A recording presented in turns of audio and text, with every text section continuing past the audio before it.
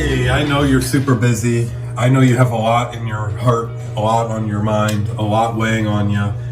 Please, though, this time it's pretty important that you hit pause in the middle of all of that and you go ahead and take a look at Luke 13:31 through 35. This is a big pause and look at the text, all right? Good morning, good afternoon. This is Preparing for Sunday, where you and I take a look together at the upcoming Sunday's lectionary scripture text. This is for March 16th, 2025. Definitely getting towards spring. And this is the second Sunday of Lent, year C. And hopefully you've already paused, so you already know that the text is Luke 13:31 through 35. A little quick reading. But this one, you won't be able to really understand or be prepared, if you're going to be, at all without looking at this text ahead of time. And I would make a huge argument that this text is incredibly pertinent to all that we see going on in the news. This might be one of the most pertinent texts there could be for that. And if this doesn't add a new perspective to who you are and what God is doing in our world, then go back to the text. All right. So I have 4 things to talk to you about, and won't lie to you. It's a lot, so I'm just going to keep getting through them. All right. All right. The first thing here is in terms of the story being told in the congregation as people following the lectionary. This is a pretty large leap forward. We had a number of weeks in the season of Epiphany where we were in Luke chapter 6. We then last week bumped back in the story to Luke chapter 4, and then we got the temptation in the wilderness. This week we're jumping past 6, quite a bit into the future of the story, to chapter 13. These are pivots into the story that you're not going to really, there's no way to follow the story or be prepared for what's happening in this gospel without seeing these giant pivots because of where we are. The problem with this leap forward, well, first of all, I'll tell you, the lectionary does the leap forward because Jesus is tested by the devil in the wilderness, and this is like a 4th test. So Lent is the season of testing. And so he gets those 3 tests by the devil, and this 4th thing follows textually or idea-wise like a 4th test. So that's why these are put together. But story-wise, scripture-wise, text-wise, this is a mess.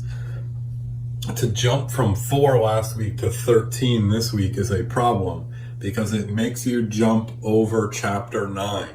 Luke chapter 9 is the pivot chapter where everything changes.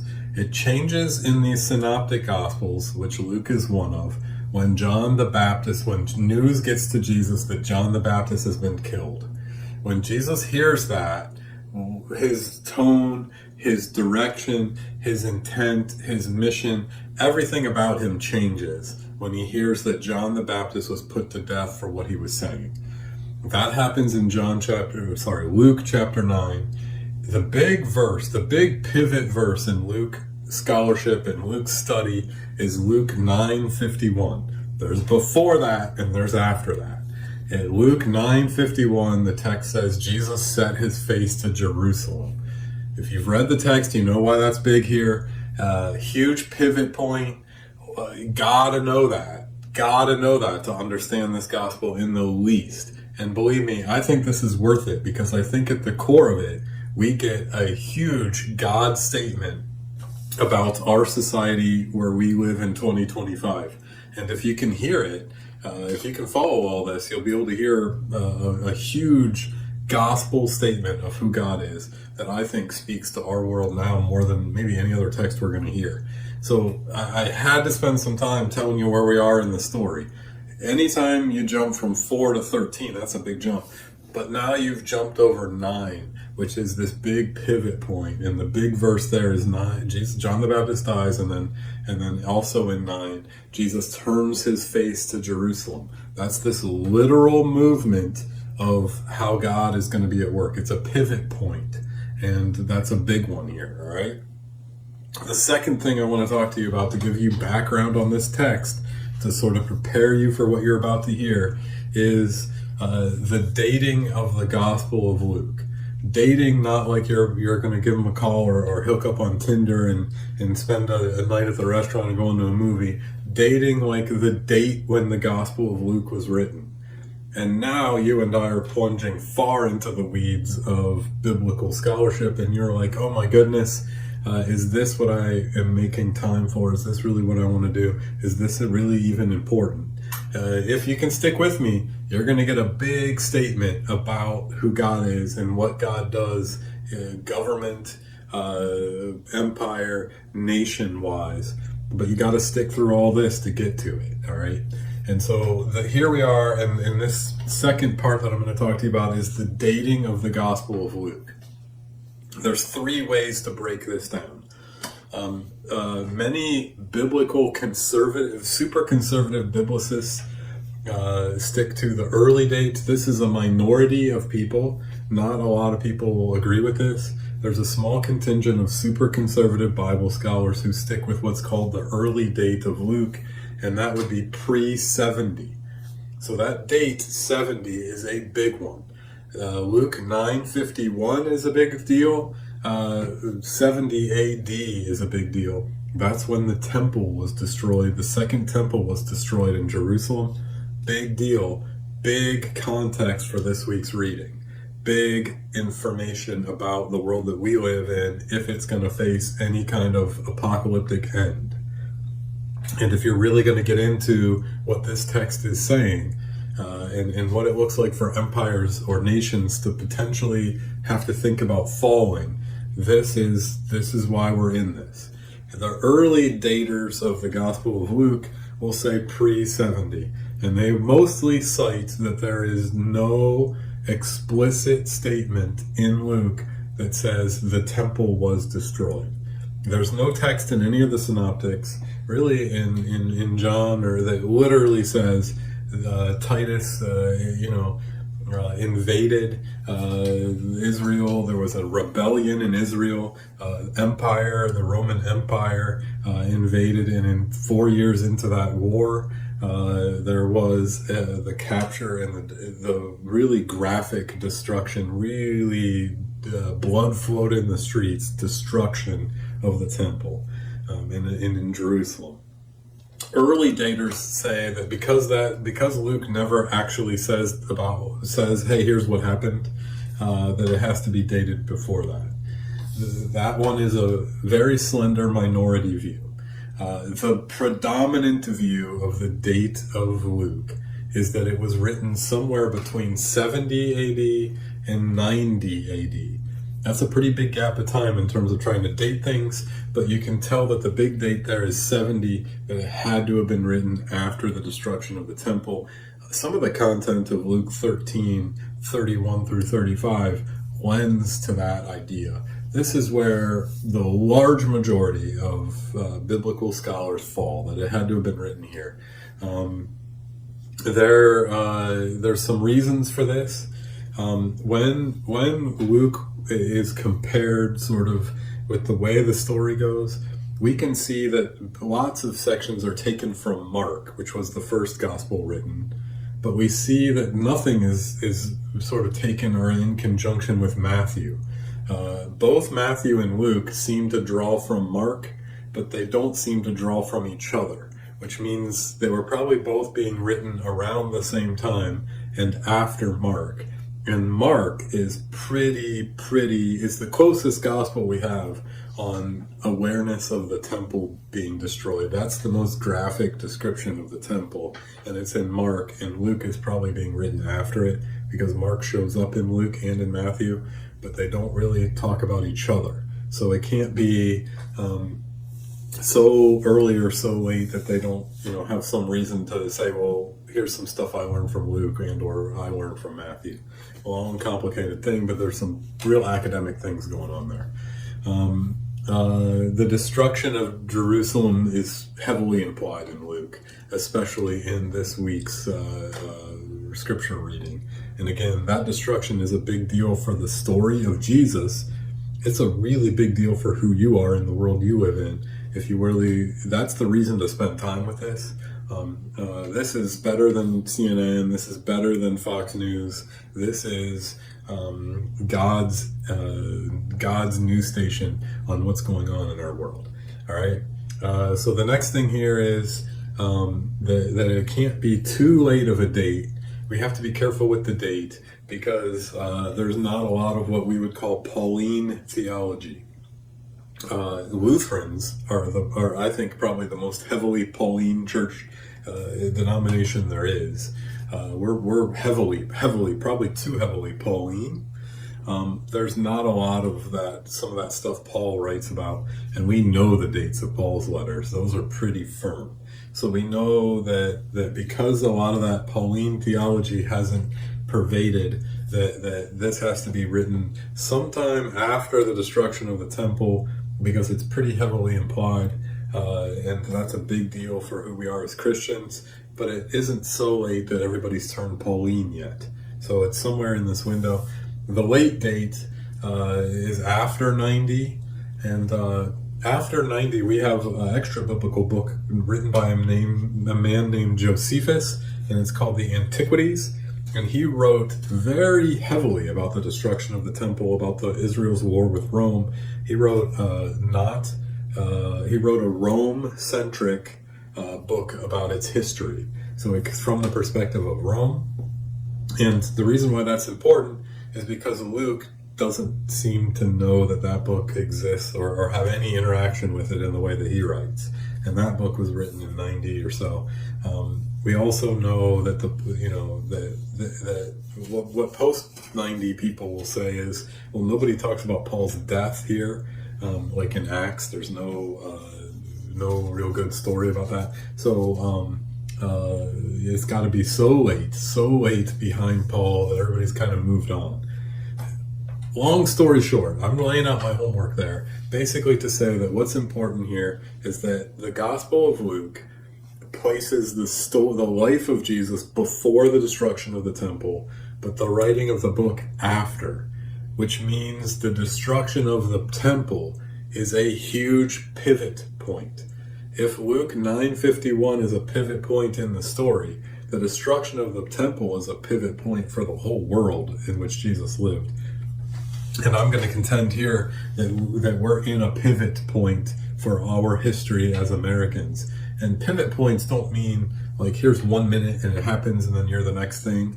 It really means that, 70 to 90 is 20 years of history. That we're in some 20 years of history here, and we might be in the crux of that, where we're pivoting from one thing to another. And so the question becomes, are we so worried about the pivot that that's all we can talk about? Are we so worried about the past that that's all we can talk about? Or do we believe that God is asking us to be part of the creating of this new thing?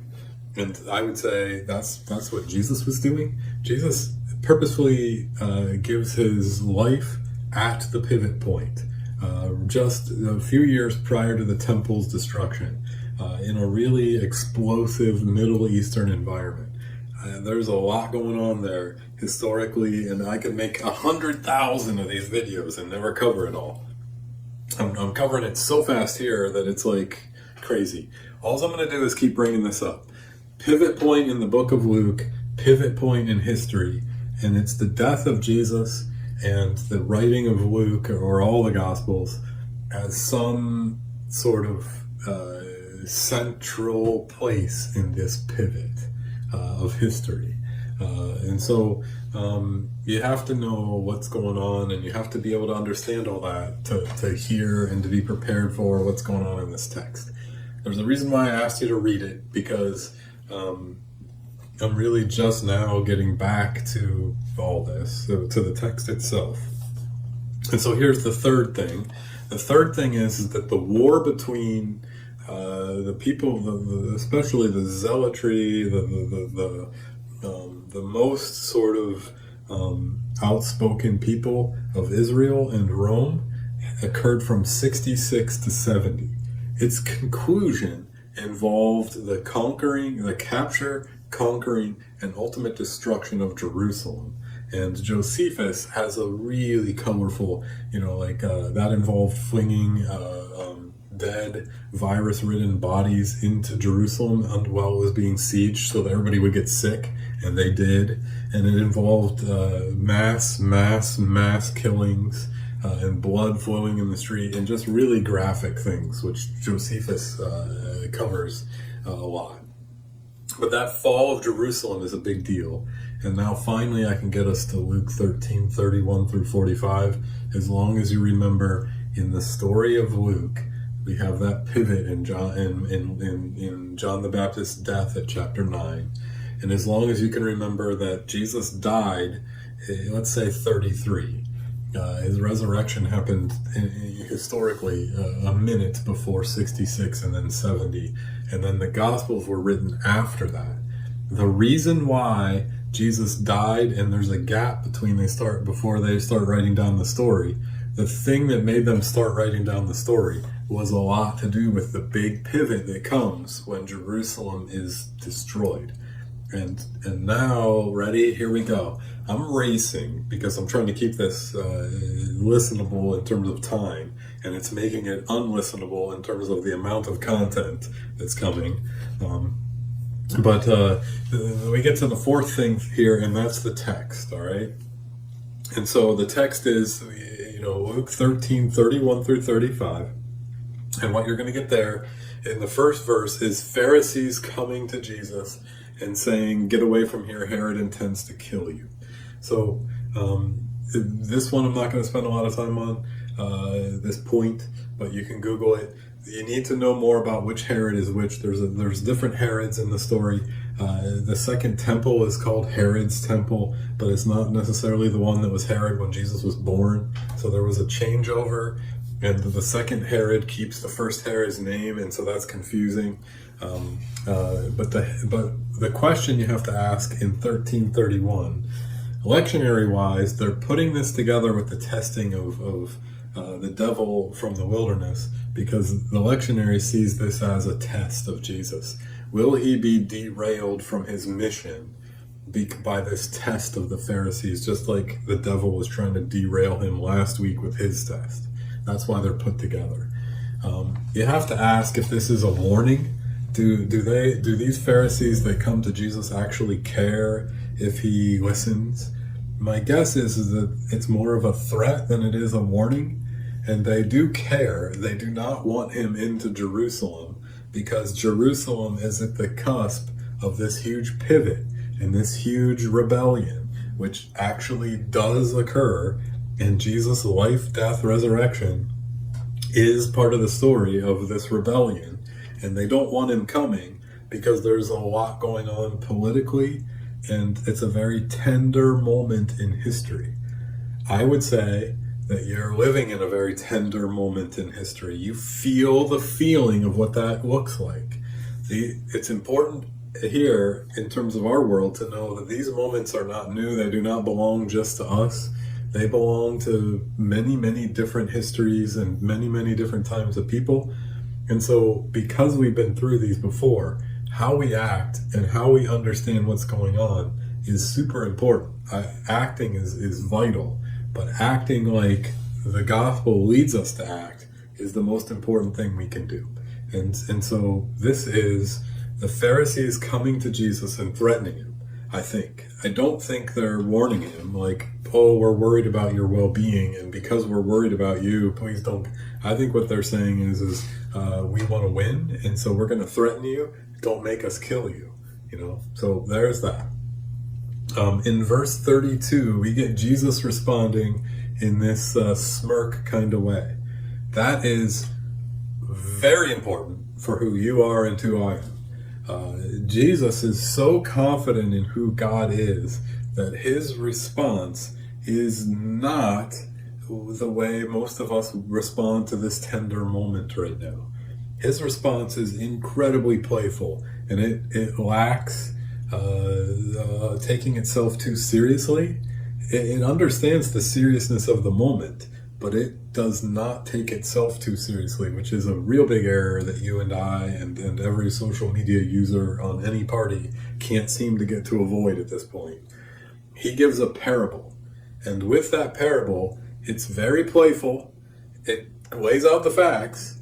Doesn't take himself too seriously. He's talking about foxes, right? Tell that fox.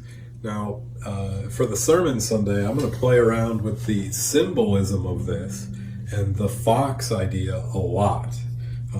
Because what he's doing is he's not saying foxes are terrible and we should go out and shoot every literal fox that ever lived. He's playing with an idea. And I'm going to talk to you in the coming moments about how it's two ideas coming up against each other, which is what happens in a tender moment in history. So his approach here is vital if you want to know how to survive tender moments in history. And incidentally, I mean, how to survive is kind of tongue-in-cheek because Jesus did not survive it, by the way. So everybody out there trying to be like, well, I'll die for my side. Don't worry. These powers are so much bigger than you that when death comes calling, you will die. When death comes calling for me because my beliefs put me at odds, if that moment comes, I will die. It'll be a given thing. I don't need to go seek that out. And in the meantime, if you keep saying playful things like this, the reckoning will be on its way. Part of this is the suicidal sort of looking for people to be angry at you. I don't care. I must be heard. That's not what Jesus does here. Jesus is super playful. It doesn't take himself that seriously. He knows the consequences and he doesn't stop, but he also doesn't, break from God's timing. And that's super important here. If we're in a tender moment, remember 36 years are going to go by before the actual culmination of that moment. So like forcing God's timetable is not a good idea, but we do, get this parable, and it's almost like an ancient world Aesop's fable, which is fun because those did exist in Jesus' world. They existed throughout history and they exist in ours. These sort of fables that give us morals, and that's sort of the parable that Jesus gives. And then he gets into 33, where he talks about Jerusalem, where first he talks about prophets and how they don't die outside of Jerusalem. This is an important verse because on the surface of what Jesus is saying, this is 100% wrong. Prophets did die outside of Jerusalem. There were the kingdom of Jerusalem, of Israel, was not always two kingdoms. There was a northern and a southern, and lots of prophets died in the other one, in the northern kingdom. And so prophets did die, not in Jerusalem. And so if you really want this to be like, well, then what in the heck is Jesus saying? You have to understand that it's the conflict of two ideas, not the conflict of two actual histories. He is incorrect if you take this literally. Prophets did die outside of Jerusalem. So that's not what he's saying. What he's saying is that Jerusalem represents something. That Jerusalem is it's bigger than the sum of its parts, that it is an idea, and that it is an idea that's represented by the Pharisees. It's an idea of what Israel thinks it's going to be. It is the Israel built by human hands. They tried to be faithful. They tried to build this thing, and it's is what it is. And now it kills anybody who says, we should be doing this God's way, not our way. And I'm going to look at you and I'm going to say, you should be living today God's way, not your way. And that means that now I've looked at you and said, go tell that fox. Hey, the way yelling like you're a newscaster and echoing the voice that you're hearing from the people that are your other side, not a good idea. That's not God's way. That's not the way you're being called into. You're not, if you want to be prayerful about how to be a prophet and how to be a part of God's great pivot in history, prophets speak and behave in a way that builds the next thing, not that only can make the current thing worse. Prophets, and this is a long thing, if you want to talk to me more about it, we can. Prophets biblically are always centered on building the next thing. They're not centered on making the current thing worse. And that's what most of us are doing. And so, to understand, to hear God's word here, you have to hear that pivot points happen. God is the God of all of them. God does call people who have standards in the lives and the times of those tender times. But if you're going to be that person, there's a very distinct way. And look at the playfulness of Jesus. Look at the sort of ease with which he enters into this story. It's a parable. It's not, tweet-worthy statements here, right? So prophets were killed outside of Jerusalem, and where that starts to turn your head here is that means that this is not literal. That's important. This has got a lot more sort of symbolic, this is political commentary, not history, not straight history, okay? That it's political commentary means that it is vital to the world we live in right now, right? And, here I am. I think I'm so great that I think billions of people should be watching this and wrestling with it and talking to each other about it. Really, we'll just get our normal, 10 people who can barely stomach the torture I'm putting you through. What God does with this is what God does, but I am on this soapbox and I will not get off of it. If there are issues in the world around us, care of people that need to happen, the Bible directs us on how we are supposed to treat other people. We are not personally, corporately treating other people the way we're supposed to. We never have been. We're sinful, and we should always be working on doing that better. The way you do it matters, and most people are not doing. No one who I've seen is doing it the way God calls us to do it. So, really, what I'm saying is neither Republicans or Democrats are doing this right, and that is biblical, and that to me is coming through texts like this, and that makes it vital. In verse 34, we get this queer verse that's poetic, that tells us that the temple is destroyed. It tells us that Jerusalem is a bigger thing than just that temple. What it's telling us is that we are at a pivot point, and that God calls people to do God's work, and those people that are called are more important at the pivot point than ever before. And so how we say things, how we enter into this tender moment is vital for what God's going to do. And I would say all of us need to question if we're doing that right. And I would say I've yet to see anybody really do that together well. And that goes a little bit to it's one thing to criticize how horrible a decision that was made yesterday and that you're still talking about because of the tweet it's a whole different thing to say, here's what we are going to do about it, and then to do it. And telling people isn't doing it.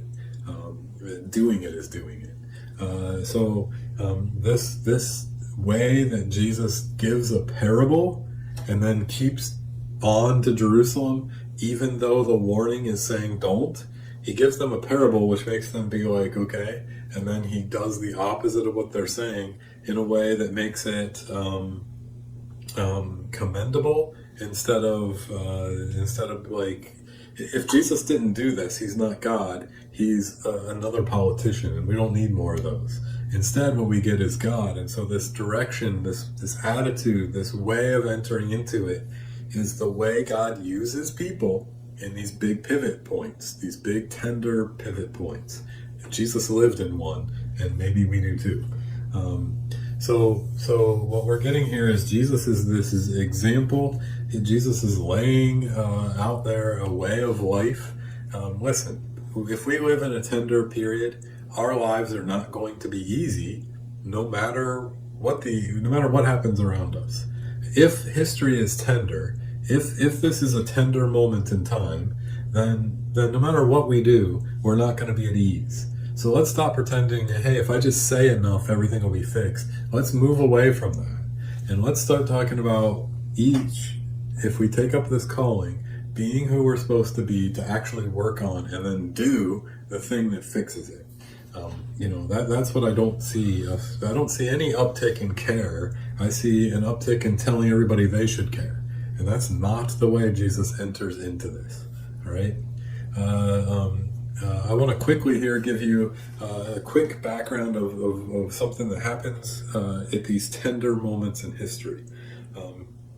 The idea of something that's metaphysical is an idea that's bigger than us, that speaks to all of us no matter how different our lives are.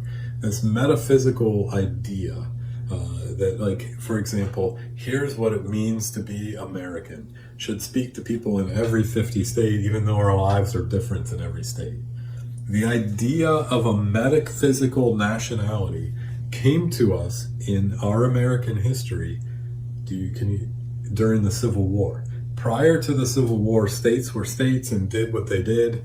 The big selling point of Lincoln and Lincoln's people and the Northern victory during the Civil War was that we are going to be this. We're Americans. We are one unified, one people under God, who pledge allegiance to the flag.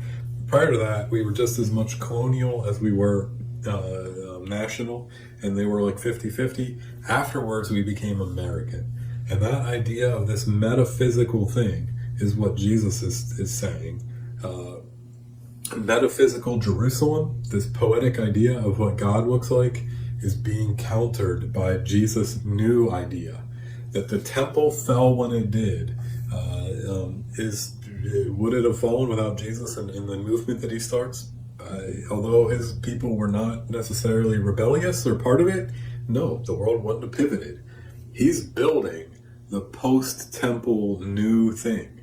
He is invested in the new thing that will take over and that will see creation through after this tender moment in history.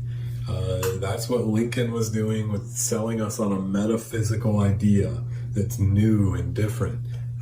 So few of us are doing that. What we're doing is saying we don't like all these other people and their idea, but so few of us are spending any time saying what the idea should be and doing it.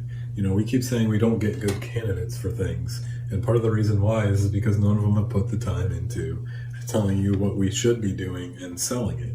And what they're telling us is who they don't like. So different kind of reactions there. What we get in Jesus is the start of a brand new paradigm, and that's a very pastoral word. And it's so vital to Luke 13. It's so vital to who we are in the world that we live in. I asked last week in the sermon, why did Jesus die? And Jesus died for my sins and for your sins, and that's true. But it's more than that. Jesus died because he knows that he is at this pivot point in history. And he died to show the sort of humble, loving, caring way that the new paradigm would be established. He died because he believed in justice, because he believed in care of the poor and the outcast, and he believed in establishing a group of people who would do that work. He was willing to give up his life for it. But he did not scream. He's silent before his accusers. He didn't scream. He's telling parables about foxes. He's not screaming. He's doing. And so there's a big lesson in who I'm supposed to be and in who you're supposed to be. We live in a transitional time. I've talked about the American Civil War, just a moment ago. That's a really transitional time. I'm talking to you a lot about the fall of the temple. That's a transitional, tender time. And so this text is so timely, and it is challenging. It should also, make us think about who we are, what we're doing, if we're being who God is actually calling us to be, and why and how. We are supposed to care. Luke is clear about this. We're supposed to care for each other, healing, curing, care of people who are down and out, the poor. In this story, women who are children who are kind of lesser citizens. These are the places where a culture, a transition, a religion, a faith are going to be judged. And so Jesus is this transition point, and he's saying parables that get kind of are like, what, huh? While he's doing something, which is laying his life down to set up this new thing. And this is a call to lay down part of our own desires right now and be a part of who God would call us to be, because it's transitional tender time. All right? Boy, I would love to make 15 of these preparing for Sundays for this text. I would like to make everybody watch it. I'd like to make everybody talk about it. God help me, it's not about me and what I would like. I hope that you and I and all the people of St. Stephen can be about building on our backs, with our bones, with our blood, the kind of caring society that's going to be born out of this transition, because the time is now. That's the point of Luke 13. That's the point of Jesus who lived before Luke was written. And that's the point of the world we live in if it's this tender transitional time. Boy, so much to talk about here. So much that I could keep going on. But I'm going to let it go because, I tried to keep these at a certain time. So I know this feels not like a good stopping point. I hope you're prayerful about who God is calling you to be. Every moment in which you care and concern yourself with justice and care of the other is a moment where God will do God's work. Do your work. Be who God is calling you to be. Let God be who God's going to be. God's got this. All right? So in the meantime, we'll tell some parables. We'll talk about parables someday. All right? So I appreciate that you joined me. And we do live in tender times. If you need something, I would beg you to let me know, reach out, and we'll connect. In the meantime, stay safe, and I'll see you soon.